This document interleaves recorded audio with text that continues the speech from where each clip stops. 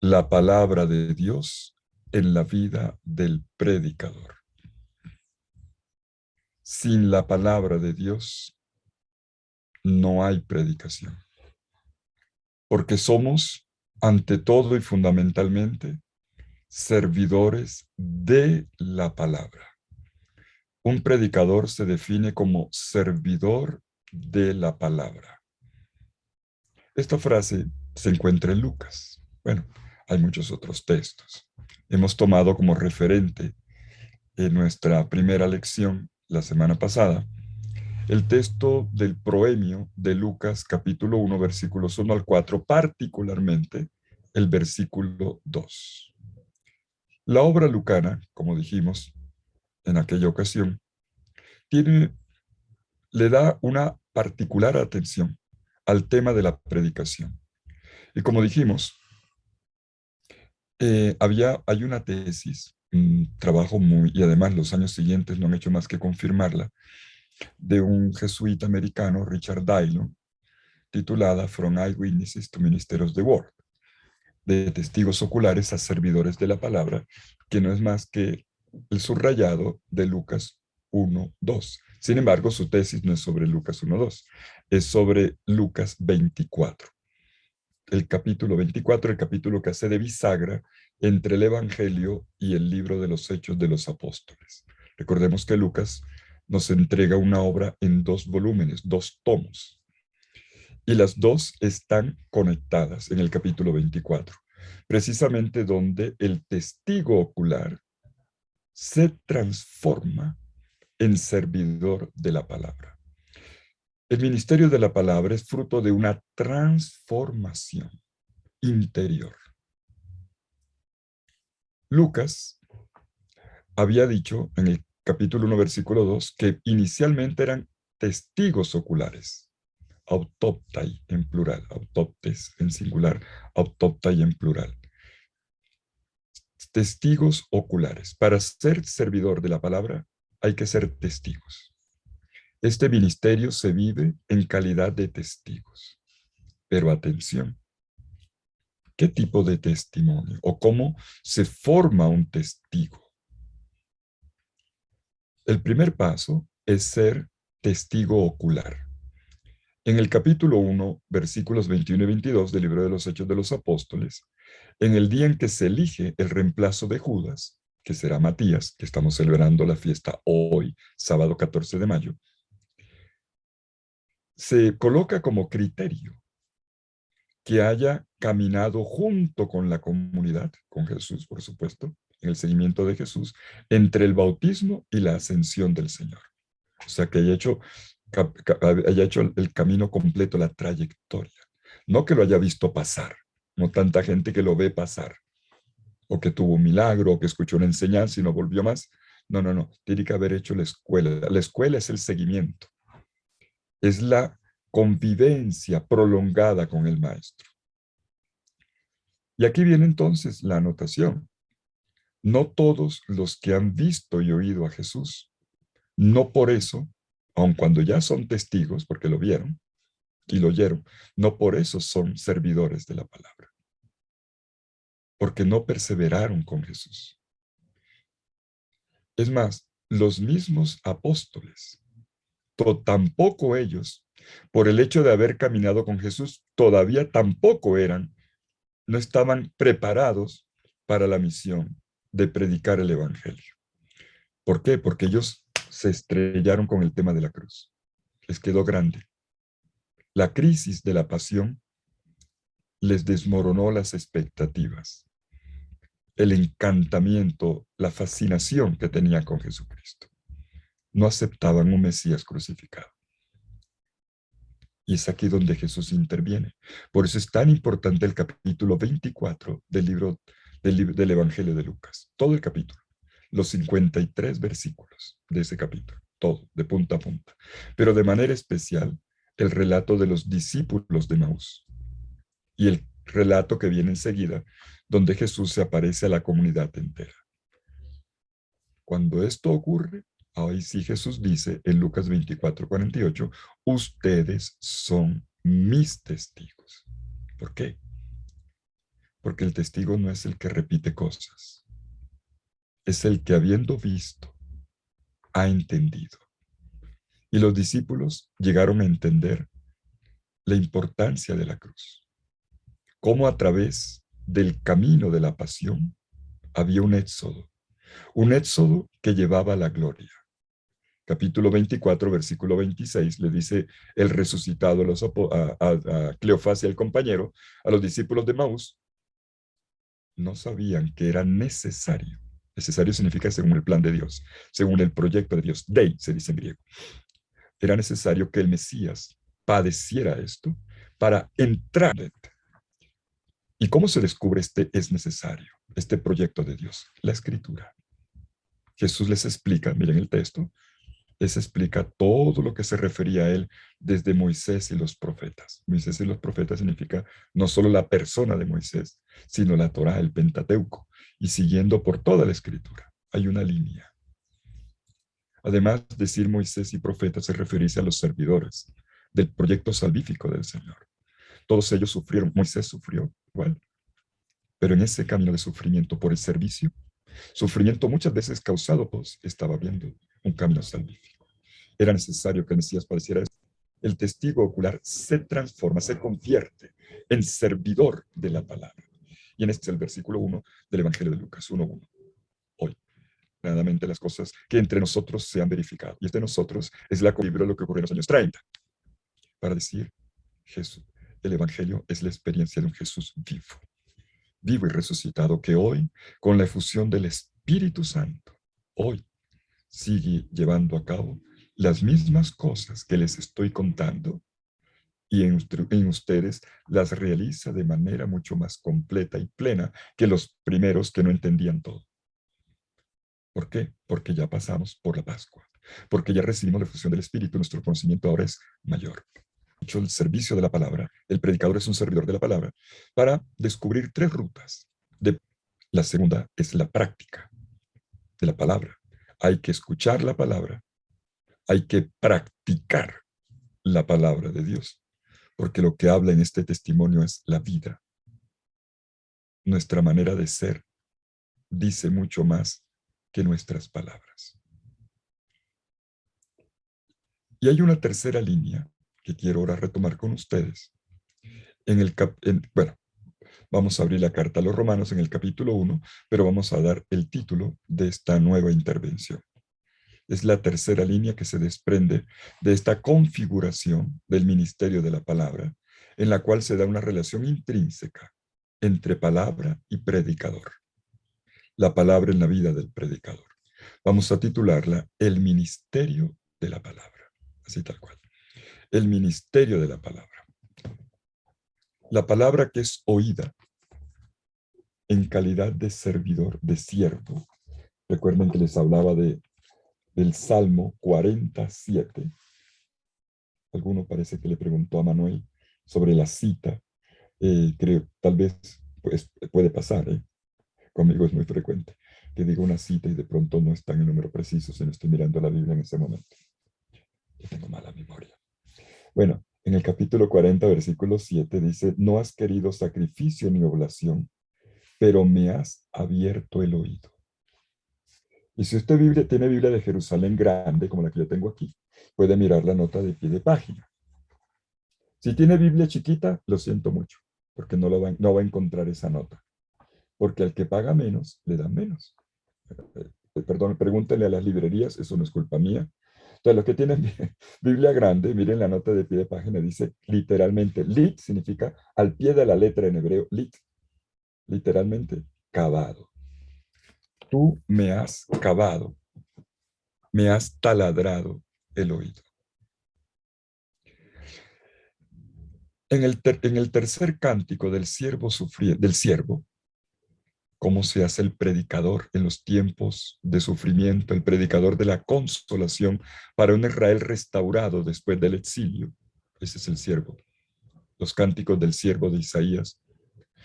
En el tercer cántico, en el capítulo 50, versículos 4 y 5, este servidor profeta dice que el Señor cada mañana le despierta el oído para escuchar como los discípulos. Él está en calidad de aprendiz. La misión parte de la escucha. La misión parte del discipulado de la palabra. Cada mañana me has abierto el oído. Cada mañana. Tú espabilas, despiertas mi oído para escuchar como los discípulos, para estar atento, para aprender. Pues bien, este aprendizaje hecho práctica, hoy lo voy a subrayar de nuevo, se vuelve ministerio. Y podríamos decir también, a propósito de una cita que ya hemos visto aquí en el capítulo 20 del libro de los Hechos de los Apóstoles, donde Pablo le dice a los ancianos de la comunidad de Éfeso y sus alrededores, pero en el puerto de Mileto, en el discurso de Mileto, ustedes han sido encomendados a la palabra. O sea, la palabra dirige sus vidas. Esto es lo que hemos visto en los dos primeros puntos, cómo la palabra dirige la vida del predicador. Pues ahora tenemos que decir que además de encomendado, de entregado a la palabra, punto delineado en la escucha y la práctica, ahora digámoslo claramente también, al predicador se le entrega también la palabra. No solo es entregado a la palabra se le entrega a él para que la anuncie. Y esto es lo que lo constituye en ministro, en servidor de la palabra. Permítame que lo insista. El predicador es ante todo un ministro de la palabra. Es un consagrado a la palabra. Es un enviado por Dios a proclamar a todo el mundo el evangelio del reino, llamando a todos, como dice Romanos 1:5, a la obediencia de la fe, al responder con la fe. El predicador tiene como misión llevar a todos los que lo escuchan a un conocimiento, a una comunión cada vez más profunda con el misterio de Dios. Este misterio del Dios grande, viviente e infinito, pero que se ha puesto a nuestro alcance, porque ha sido revelado y comunicado a nosotros en la persona de Jesucristo, el Verbo hecho carne, que se ha hecho uno como nosotros, que ha caminado en nuestra tierra y que ha muerto y resucitado para nuestra salvación. Por lo tanto, el predicador es un creyente al que le ha sido confiado el misterio, no solo el misterio del reino de Dios. Esta frase de Jesús. Marcos capítulo 4, versículo 11. Jesús le dice a sus discípulos, a ustedes se les ha confiado, se les ha entregado el misterio del reino de Dios. El evangelista Mateo, en un texto paralelo, Mateo 13:11, reformula este dicho de Jesús, este logion de Jesús. A ustedes se les ha confiado el conocimiento del misterio del reino de los cielos. Le agrega el conocimiento. Un predicador es una persona que tiene un profundo conocimiento, un conocimiento de Dios, pero del Dios revelado en Jesucristo, el misterio del reino de Dios, el misterio del reino de los cielos. Solo quien conoce tiene autoridad para hablar. Y a los apóstoles se les encomienda el anuncio de este evangelio, de este misterio. Un evangelio que está llamado, claro, el predicador a asimilar a lo largo de toda su vida. No acabará nunca de conocer todo completamente. Lo asimilará a lo largo de su vida por medio de la escucha, pero también en medio de la comunidad de los hermanos. Un predicador no puede estar aislado de la iglesia, no puede estar aislado de una comunidad de fe y de amor, no puede. Y allí crecerá, allí lo evaluarán, allí lo enviarán y dará testimonio en su predicación por medio del hablar y del obrar. Con esto hemos dicho lo fundamental. Sin embargo, vamos a profundizar. Quisiera detenerme en particular en el anuncio, en la predicación del Evangelio como primera tarea del servidor de la palabra. Y para esto quisiera remitirme, vamos a abrir nuestras Biblias, quisiera remitirme a la carta a los Romanos en el capítulo 1, versículos 1 al 5. Romanos 1, 1 al 5. Bueno, me he perdido acá. Si ustedes también lo encuentran rápidamente. Bien, Romanos 1, 1 al 5.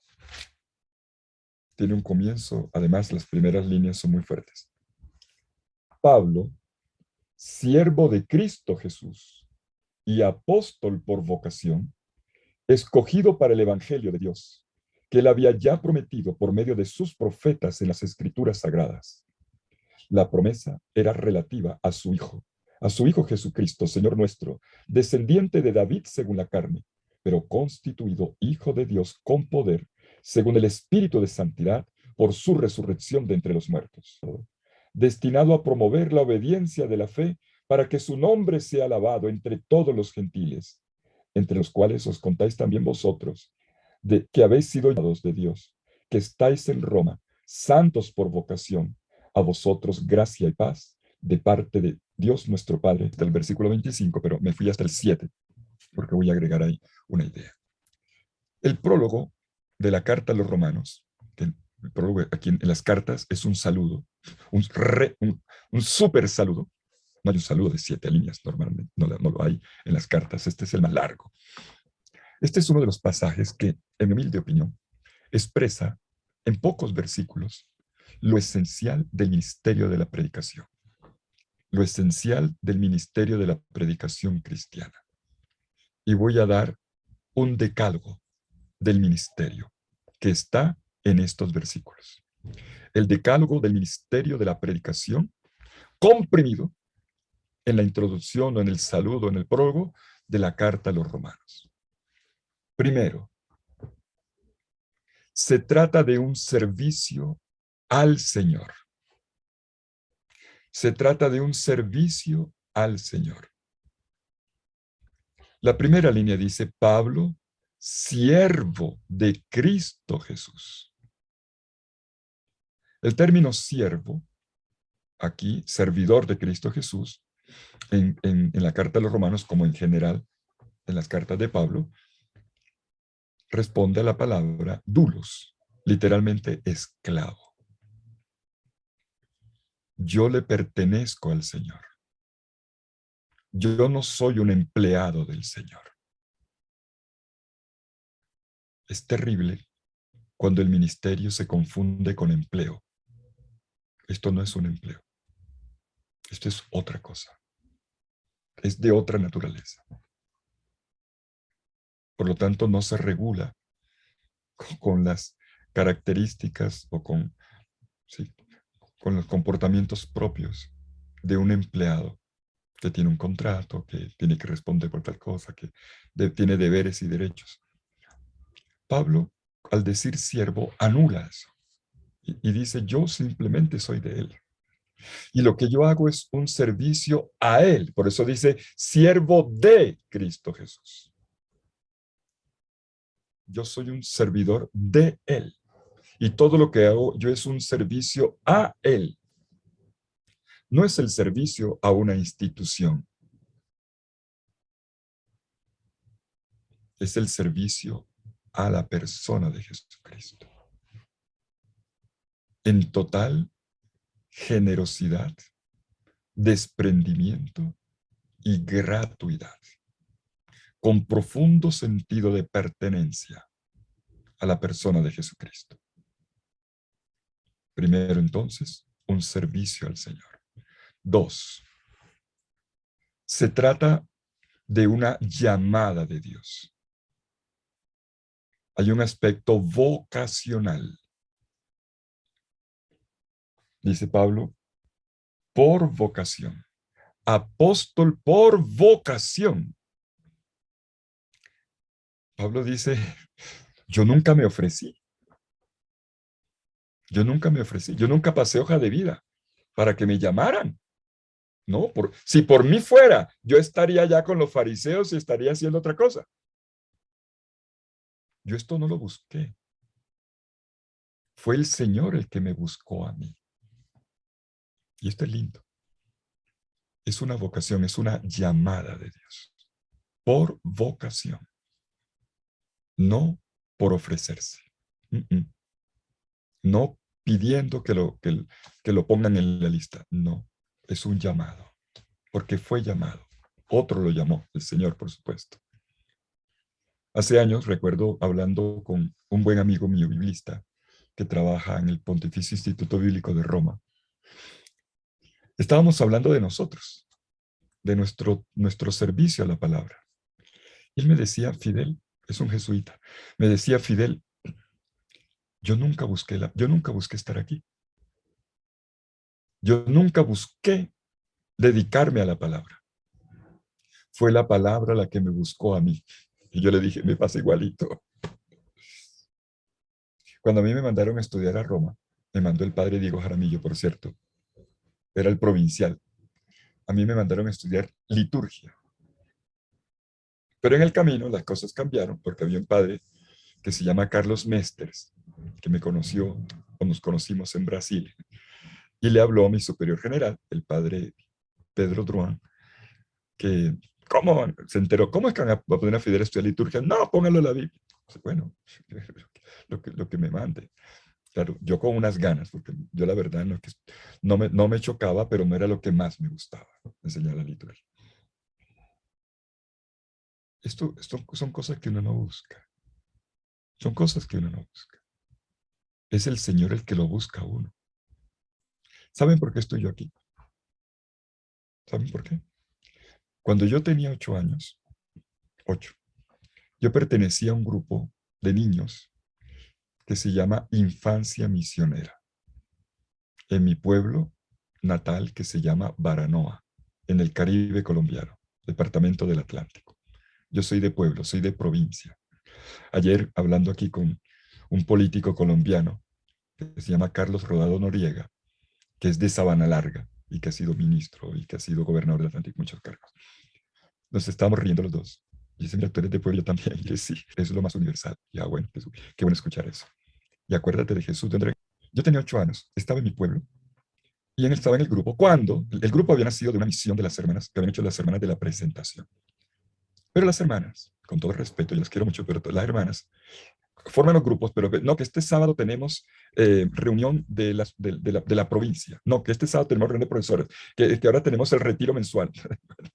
Eso pasa tan peor con los curas. Formamos los grupos, pero después estamos pidiendo excusas. Y la hermana se presentó a mi casa. Llegó con una Biblia en mano y me dijo, Fidelito, porque era una cosita así de nada. Fidelito, mira, que yo no puedo estar este sábado en el grupo porque tenemos reunión de las hermanas en Barranquilla eh, y yo no puedo dejar el grupo solo. Así que, por favor, ¿por qué no diriges el grupo tú? Yo tenía 8 años. Yo quedé así, hermana, yo qué voy a decir. Yo me acuerdo que yo no sé. Me dijo, tú puedes. Y cogió la Biblia, me la puso en la mano y se fue. Yo quedé. Bueno, afronté la situación. Y desde ese día hasta el día de hoy, no ha transcurrido un solo día de mi vida que yo no tenga un grupo al frente y una Biblia en la mano. Esto tú no lo buscas. Es la palabra la que te busca a ti. Segunda característica, es una llamada de Dios. Esto es una vocación. 3. Característica número 3 del ministerio de la palabra. La llamada se hace misión. Claro, uno puede responder o no. Hay gente que el Señor llama y se hacen los locos. Es una misión. Al que responde, el Señor lo envía. Pablo utiliza la palabra apóstol. Apóstolos en griego, apóstol en español. Significa enviado. Tú eres llamado y luego eres enviado. ¿Eres enviado por quién? Por Jesús, por medio de la iglesia. Yo siempre le digo a los seminaristas, mucho cuidado cuando vayan a una parroquia. No vayan formando grupos y haciendo cosas y teniendo iniciativas. No, no, no. Primero preséntense al párroco y pídanle que los envíe. O mis hermanos sacerdotes, cuando vayan a una diócesis, así sea de vacaciones, preséntense al obispo y que el obispo los envíe. Pablo tenía claro que era un enviado. Yo no me mandé a mí mismo. Yo no vine aquí porque quisiera estar aquí. Yo fui un enviado. Es más adelante va a decir a los gentiles. Pablo podría decir, mire, mire, Señor, es que yo conozco a los gentiles. No, Señor, va para los paganos. Tú no escoges la parroquia, soy yo el que te manda. Hágame el favor. Uno no busca dónde quiere estar. Es el Señor el que te dice dónde quiere que tú estés. Y eso significa también enviado. Consagración. Hay una consagración. Se trata entonces de una consagro aforizo, que se traduce como consagrar o apartar para que lo entendamos, es como cuando usted tiene un ponqué, una torta, y parte un pedazo y saca una tajada para usted. Ese es el verbo aforizo, partir y tomar. El Señor me tomó de medio del pueblo, de mi familia, de mi comunidad, para Él. Y eso se puede traducir como consagrar. Me reservó para Él. Por lo tanto, hay una consagración. Yo le pertenezco a Él. Pero si miran el texto, dice, bueno, mi Biblia dice escogido, es apartado, consagrado para el Evangelio, para el Evangelio de Dios. Mi vida no es mía, mi vida fue consagrada, apartada para el Evangelio de Dios. Le pertenezco al Evangelio de Dios. Quinta característica del ministerio, de la predicación, del servicio de la palabra. Se trata de un mensaje. Lo acaba de decir Pablo cuando dijo separado, enseguida agregó para el Evangelio de Dios. El mensaje no es otro que el Evangelio de Dios. Tienes que conocerlo. Tienes que conocerlo. Yo les comenté la vez pasada que a mí me causa cierta gracia cuando aquí en los cuartos vecinos de la casa cural yo escucho a mis hermanos que dicen, estoy preparando la homilía. Bueno, la homilía hay que prepararla y hay que prepararla bien. Hasta ahí vamos bien. Pero resulta que pareciera que estás preparando lo que tú quieres decir. La, la preparación más importante y primera es la preparación remota. Hay una preparación inmediata. Yo para hablar aquí me tuve que preparar. Y si no, delante de ustedes, y menos delante de Manuel Tenjo. No soy capaz de hablar sin preparar. Uf, después me acribilla. Sin embargo, hay una preparación primera y más importante. Si la quinta característica es el mensaje, se trata de un mensaje y ese mensaje es el Evangelio de Dios. Yo tengo que escuchar el Evangelio todos los días, sea que lo vaya a predicar o no. ¿Entienden? Es decir, yo no preparo solo lo que voy a hablar. Yo todos los días tengo que estar a la escucha de la palabra, sea que vaya a acompañar un grupo, sea que vaya a una conferencia, una clase o no. Todos los días hay que escuchar el Evangelio. Y yo sugerencia, siempre me preguntan, ¿por dónde comienzo a leer la Biblia? Por favor, te pregunta. ¿Qué pregunta? Nuestra madre, la iglesia, en su sabiduría, nos ha regalado un ordo. Ordo significa orden. Una disposición de las lecturas desde el 1 de enero hasta el 31 de diciembre. Si quieren, desde el primer domingo de Adviento hasta la fiesta de Cristo Rey en noviembre, como lo quieran ver. Déjate llevar por el pan que la iglesia te sirve. Además, eso a mí me dice otra cosa. A veces llega, no, es que mañana es el día del maestro, cambiemos las lecturas. No, señor. No, que el domingo, no, es que hoy es el día de la madre, cambiemos la lectura para hablar de la mamá. No, no, señor. No me lo cambie. Porque si no, yo termino, claro, tendré que buscar y completar, pero la palabra de Dios hay que servirla como viene. Porque si no, yo voy a terminar diciendo lo que yo quiero decir y no lo que el Señor quiere decir. Hay inclusive predicadores, yo he visto, perdónenme, que, ay, esta lectura yo no la entiendo, la voy a cambiar. No, señor, no, señor. No, es que hoy es el día de los ángeles custodios. Esa anécdota no se me olvida. Cuando yo era seminarista, bueno, un padre dijo, hoy es el día de los ángeles custodios, pero yo no creo en los ángeles. cosa que me parecía muy rara. Yo no creo en los ángeles, así que vamos a celebrar los mártires latinoamericanos. Y cambio todo. Tú no puedes hacer eso. Perdóname. Eso es un irrespeto. Además, una incomprensión del misterio de la palabra. Tú has sido elegido para el Evangelio. Y con el Evangelio la escritura entera, por supuesto. Sexto, el ministerio de la predicación pertenece a una corriente de tradición. Cuando digo tradición, ojo, porque la palabra tradición me suena como a tradicionalista, como a trasnochado, y no estoy hablando de eso. Esta palabra ya apareció en Lucas 1:2, tal como fue transmitido. Aquí se trata de una transmisión, solo que en griego se dice paradidomi, o también en latín traditio, de ahí viene tradición. Si quieres, si la palabra no te encaja, transmisión. Se trata de una transmisión. Tú recibes y transmites, como todos los profetas. Vienen todas las vocaciones proféticas. El capítulo 1 de Jeremías, el capítulo 1 de Ezequiel, de Isaías, de todos, e inclusive de Juan Bautista. En Lucas 3:3 recibió la palabra del Señor en el desierto. La palabra se recibe y se transmite. En este texto de Romanos se dice, el Evangelio de Dios dice, prometido por los profetas en las Santas Escrituras. Ah, viene desde las profecías. Prometida por los profetas en las Santas Escrituras. Hay una transmisión. Además, esta transmisión no solamente que tú la recibes, es que ya dentro de la Escritura, dentro de la misma palabra de Dios escrita, ya había un camino de transmisión. Y el Evangelio de Jesucristo y la persona de Jesucristo es la plenitud de esta transmisión. Séptimo, hay un punto central. En este ministerio hay un punto central. Y Pablo lo dice, acerca de Jesucristo. Mírenlo, por favor. Versículos 3 y 4. La promesa era relativa a su Hijo Jesucristo, Señor nuestro, descendiente de David según la carne, pero constituido Hijo de Dios con poder, según el Espíritu de santidad, por su resurrección de entre los muertos.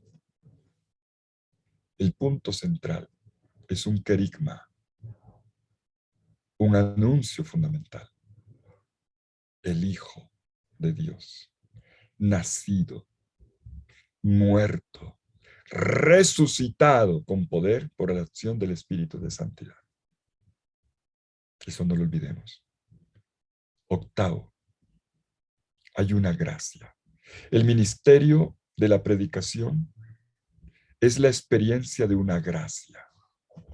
Y Pablo lo dice aquí. Versículo 5. Por él hemos recibido la gracia del apostolado.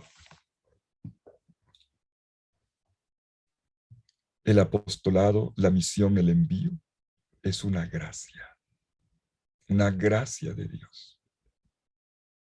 Noveno, hay una mediación, un medio.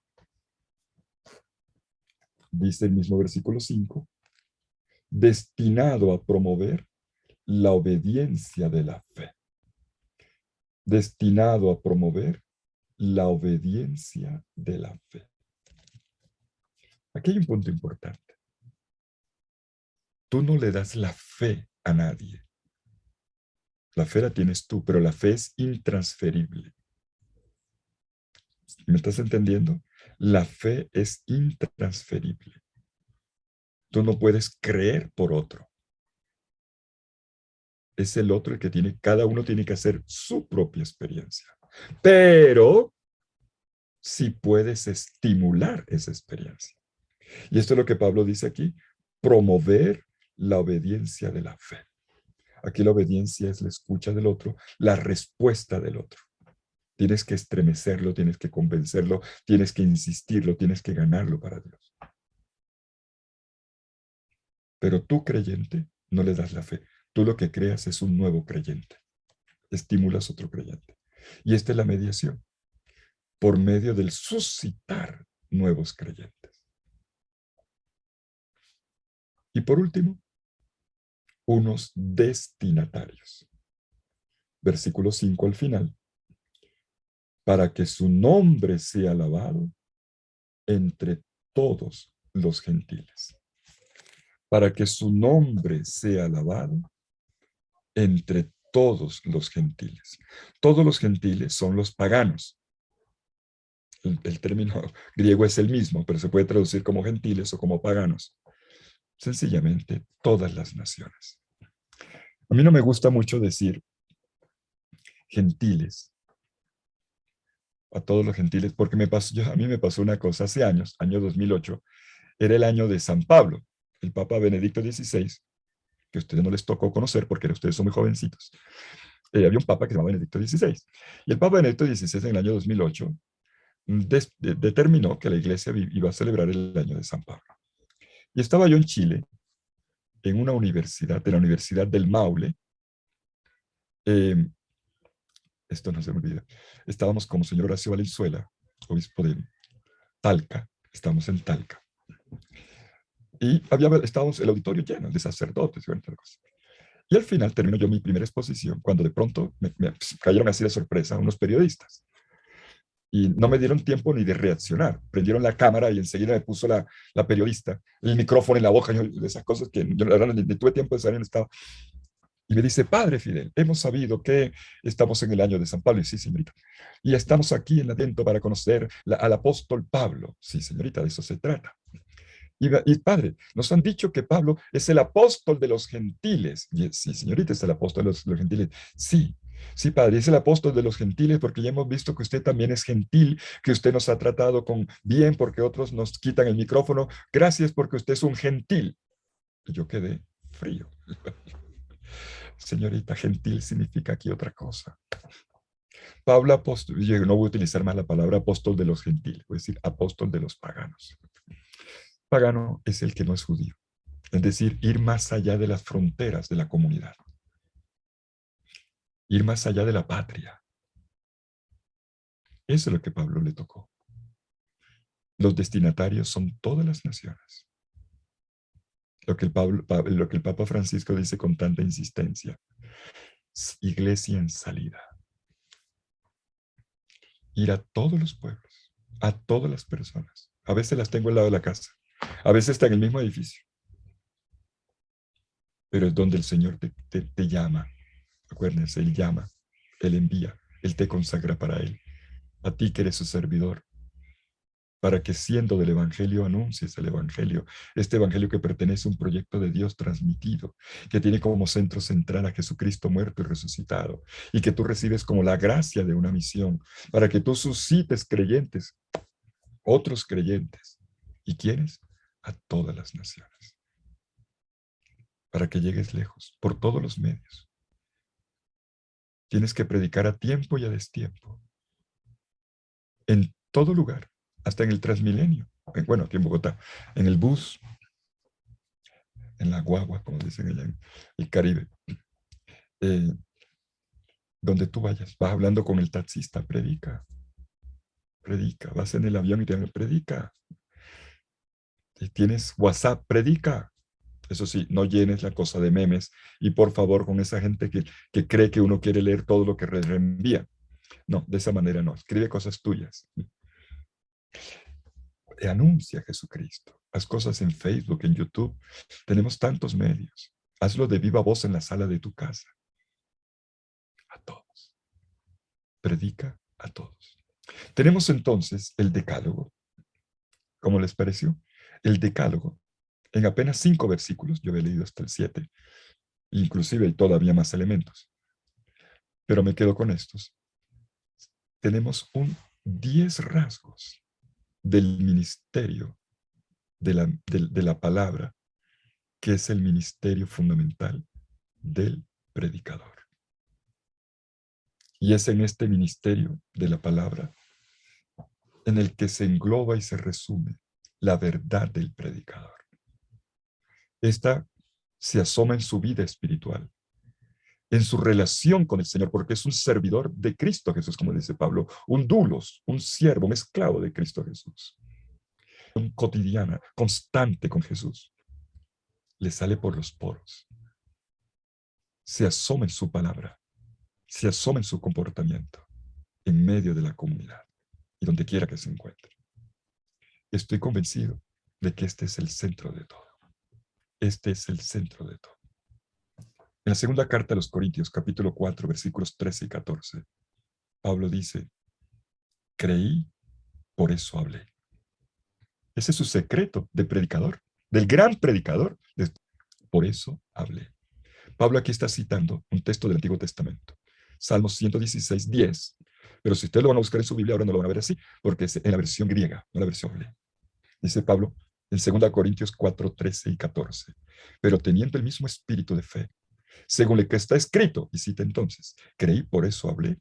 También nosotros creemos y por eso hablamos, sabiendo que quien resucitó al Señor Jesús, también nos resucitará con Jesús y nos pondrá a su lado, junto con ustedes. Y no me quiero despedir sin citar a un gran teólogo del siglo XX, ya murió, pero fue un gran teólogo, se llamaba Karl Rahner.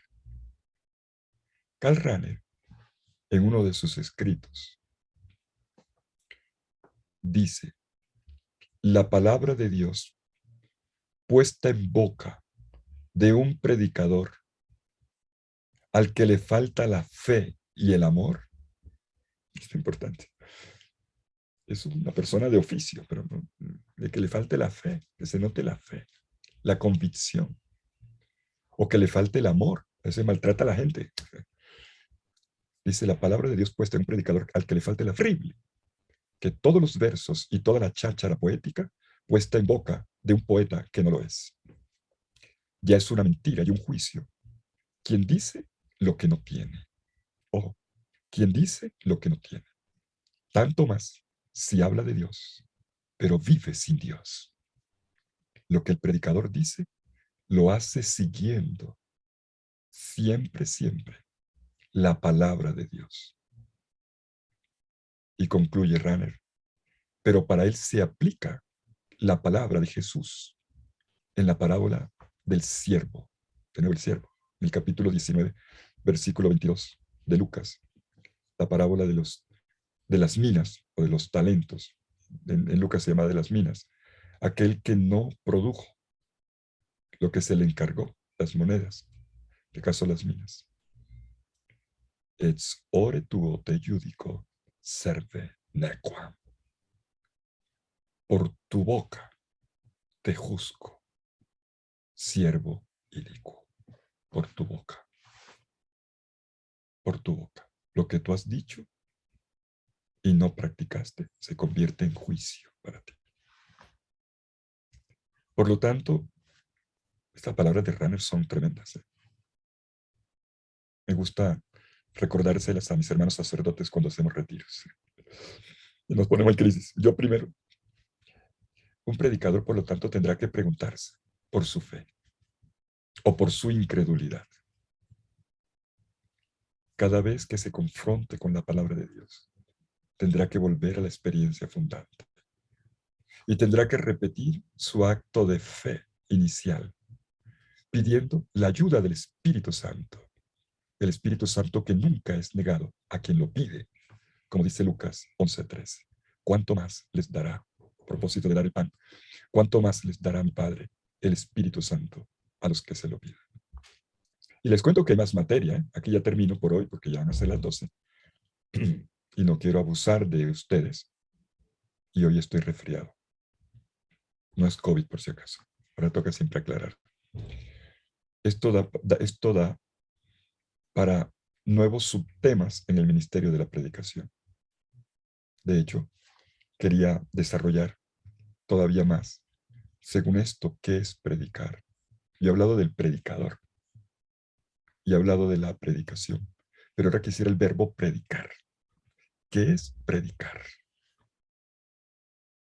2. ¿Cómo se debe predicar? ¿Cómo? ¿Qué es predicar? ¿Y cómo se debe predicar? Y al respecto, sobre el qué es predicar, hago otro decálogo. Y sobre el cómo se debe predicar, hablo de 3 características. Pero, y ahora sí, no los voy a cansar más. Voy a parar por aquí.